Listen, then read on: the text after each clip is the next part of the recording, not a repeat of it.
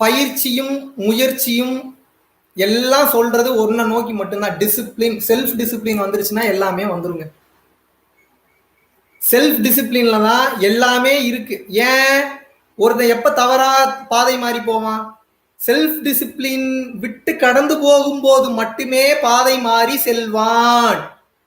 Self discipline மாறும்போது மட்டுமே குதர்க்கமான எண்ணங்கள் வரும்.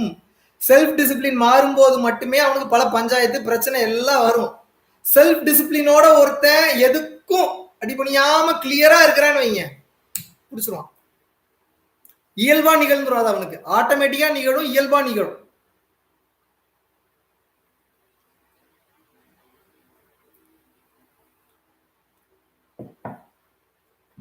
அதனாலதான் ஜீவகாருண்ய தவம்னு சொல்ல வல்லல, ஜீவகாருண்ய ஒழுக்கம்னு சொல்றாரு. ஏன் ஒழுக்கம்னு சொல்றாரு? அந்த ஒழுக்கம் வந்தாலே அனைத்தும் வந்துவிடும். ஒழுக்கத்திற்கு அப்பேற்பட்ட ஆற்றல் உண்டு. ஒழுக்கம் விழுப்பம் தரலான் ஒழுக்கம் உயிரினும் ஓம்பப்படும் திருவள்ளுவரே சொல்லிட்டார். இதுக்கப்புறம் உங்களுக்கு யார் சொல்லணும்? ஒழுக்கம் விழுப்பம் தரலான் ஒழுக்கம் உயிரினும் ஓம்பப்படும் அப்படிங்கிறார். அந்த ஒழுக்கத்துக்கு அப்பேற்பட்ட ஒரு மரியாதை இருக்கு, ஒரு ரெஸ்பெக்ட் இருக்கு. ஒழுக்கமா இருக்கிறவனுக்கு தான் அது கிடைக்கும். ஏன் பல பேரால ஜெயிக்க முடியலன்னா, வெளியில உண்மையா இருக்கிற மாதிரி பேசுறீங்க, உள்ளுக்குள்ள பூரா அழுக்குதான், கசடு தான் இருக்கு. காமம், குரோதம், லோபம், மோகம், மதம், மார்ச்சரியம், டம்பம், தர்ப்பம், ஈருஷை, அசூயை, இந்த 10 விதமான துர்குணங்கள் இருக்கிறதுனால வெளியில நல்லபடியா காமிச்சுக்கிறீங்க. உங்க கூட பழகும் போது உங்க தண்டவாளம் ஏறிடுது. இவன் இப்படித்தான் போல அப்படின்னு. நீங்க இதுவே எப்பயும் இயல்பா இருந்தீங்கன்னா இவன் எப்பயுமே இப்படித்தான் இருப்பான் போல ரெஸ்பெக்ட் வந்துடும். நீங்க மாத்திட்டே இருந்தீங்கன்னா மாட்டிப்பீங்க. உங்க கோரை மாத்துற வரைக்கும் நீங்க மாறவே மாட்டீங்க. எழுதி தர இன்னும் 100 வருஷம் ஆனாலும் மாற மாட்டீங்க.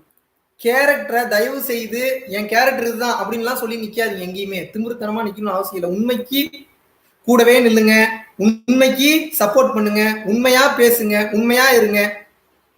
அதான் சொல்லுவாங்க, பொய் சொல்லி தப்பிக்கலாம் என்று நினைக்காதே, பொய் உன்னை வாழ விடாது, உண்மையை சொல்லி மாட்டிக்கொள், ஏனென்றால் உண்மை உன்னை சாக விடாதுன்றாங்க. எப்படி? பொய் சொல்லி தப்பிக்கலாம் என்று நினைக்காதே, உண்மையை சொல்லி மாட்டிக்கொள். ஏன்? பொய் உன்னை வாழ விடாது, உண்மை உன்னை சாக விடாது. கொஞ்சம் கஷ்டமா தான் இருக்கும் இந்த பிராக்டிஸ், இந்த பாதையில வர்றதுக்கு. ஆனா வரணும். கேட்கறதுக்கு தான் பெருசா இருக்கிற மாதிரி தெரியும், இவ்வளவு பெரிய நேரம் பேசுற மாதிரி தெரியும். ஒரே மேட்டர் தான் மாத்தி மாத்தி பேசிக்கிட்டு இருக்கு. என்ன? உலகம் என்பது பொய், உலகமே மாயை, தவம் பண்ணு, ஜீவகாரணிய ஒழுக்கத்தோடு இரு, அன்போடு இரு, அவ்வளவுதான்.